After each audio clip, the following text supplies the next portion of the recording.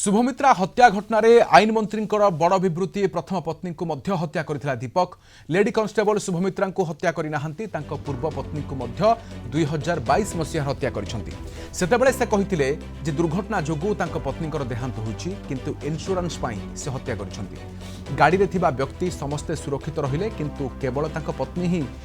मृत्यु मुखरे पड़िले जो गाड़ी चढ़ाई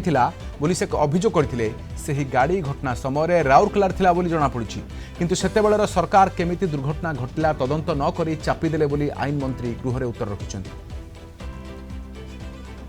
अधिक सूचना पे आम सहित प्रीतिकांत नायक सीनियर करेस्पोंडेंट अछंती। प्रीतिकांत वर्तमान गृह रे उठिछि पूर्व पत्नी को हत्या करिथिबा अभियोग रे दीपक राउतंक विरोध रे जो उत्तर आज कोन आसीछि गृह राधेश्याम देखंतु महिला कनेस्टेबल शुभमित्रा जो तांको हत्या करा हेछि से घटना रे नुआ दिग सामना को आसी आपण जानिचंती एबे पुलिस खोलताल करूतला जे दीपक राउत जे मुख्य अभियुक्त जे वर्तमान जेल रे अछंती से तांकर तांकर जे पूर्वरु जे पत्नी थिले तांकर रोड एक्सीडेंट रे देहांत हेइतिला एई कथा लोकलोचन को आसीतिला किंतु आज विधानसभा रे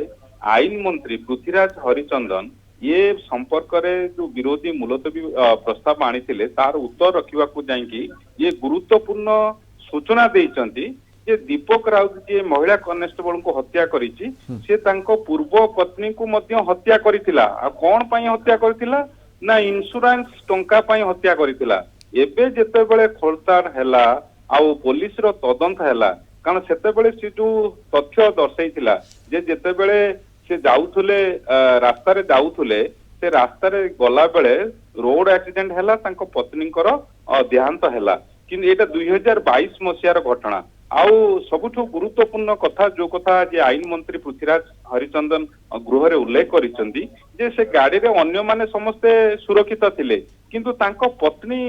किभली गाड़ी एक्सीडेंट रे देहांत हैला आ जो गाड़ी एक्सीडेंट कला बोली से तथ्य रखिले पुलिस पाखरे रखिले से गाड़ीटी घटना घटिबा दिन राउरकेला रे थिला ये तदंत करिबा बेले पुलिस छानबीन करिबा बेले ये तथ्य सामना को आसीछि अर्थात दीपक राउत एबे केवल शुभमित्रा को हत्या करिछि से कथा नुहे कारण एबे तो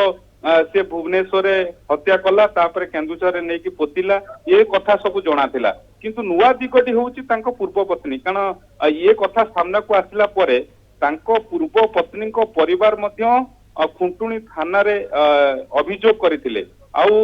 पुलिस मध्य तदंत करूतला ए तदंत करिबा परे जो तथ्य सामना को आसीछि से विषय रे आज गृह रे विधानसभा रे उल्लेख करिसंती कारण आज ये जो मुलतवी प्रस्ताव आसीछि मुख्यमंत्री तरफ आईन मंत्री उत्तर रखुचंती से उत्तर से कथा उल्लेख करिसंती जे दीपक राउत से किभली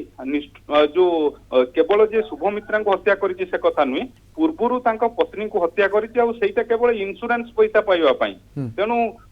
तांकर जो सेही कथा जे उल्लेख करिसंती आईन मंत्री जे ये केवल शुभमित्रा को हत्या करिछि तंटी चिपिकी एठी गाड़ी रे मारिबा परे तांको केन्दुझर नै कि पोतिछि से कथा नुहे पूर्वरु मध्य जो तांको पत्नीकर प्रथम पत्नीकर देहांत हेतिला आ ता सहित पृथ्वीराज हरिचंदन आईन मंत्री मध्य नुआ दिग देइचंती ये जो शुभमित्रा घटना रे कारण शुभमित्रा जो हत्या करा जायछि ये ऑलरेडी दीपक राउत से मध्य तांकर ऑफिशियली तांकर बाहागर हेतिला जोटा कि एबे सामना को आसीछि जो कथा उल्लेख करिसंती आईन मंत्री उल्लेख करिसंती किंतु एबे गुरुत्वपूर्ण दिगटा होउछि कारण समस्ते तांकर प्रथम पत्नी एक्चुअली रोड एक्सीडेंट हेइतिला ना तांको हत्या करथिले से गाड़ी डिटेल्स मध्ये दिया जायछि कि उपस्थापन करा जायछि कि तथ्य प्रीतिकांत जे सेही दिन से गाड़ी जदि यह मिथ्या ताहले केउठी थिला केउ अवस्था रे थिला गाड़ी रो ड्राइवर किए थिले वर्तमान से कोन कहउछंती तदंत घेर को आसिलानी कि ना देखंतु मंत्री स्पष्ट कर दैचंती जे तांको पूर्व पत्नी को से हत्या करिसंती आ मंत्री एक कथा मध्य करिसंती जो गाड़ी नंबर टी से देले जे तांको पूर्व पत्नी को जो गाड़ी नंबर जे बाढेबा जोगु बा दुर्घटना जोगु तांकर देहांत हेतिला से गाड़ीटी राउरकेला रे घटना दिन राउरकेला रे थिला ये तथ्य रखिचंदी मंत्री गाड़ी नंबर गाड़ी रो ड्राइवर ये सब कथा स्पष्ट भाव रे कहि नांती किंतु दुईटी कथा से स्पष्ट करिचंती जे तांको पूर्व पत्नी को से मध्य हत्या करथिले आ जो बाहना देखैथिले जो कारण दर्शैथिले ଯେ ଏଇଟା ଏକ୍ସିଡେଣ୍ଟ ଯୋଗୁ ତାଙ୍କ ପୂର୍ବ ପତ୍ନୀଙ୍କର ଦେହାନ୍ତ ହେଇଛି ସେଇଟା ମିଛ କଥା। ତଦନ୍ତରୁ ଜଣା ପଡିଛି ଯୋଉ ଗାଡି ନମ୍ବର ଦୀପକ ରାଉତ ରଖିଥିଲେ ଅଭିଯୁକ୍ତ ମୁଖ୍ୟ ଅଭିଯୁକ୍ତ ଦୀପକ ରାଉତ ରଖିଥିଲେ ଯେ ଏଇ ଗାଡି ହିଁ ତାଙ୍କୁ ଆକ୍ସିଡେଣ୍ଟ କରିଛି। ଘଟଣା ଦିନ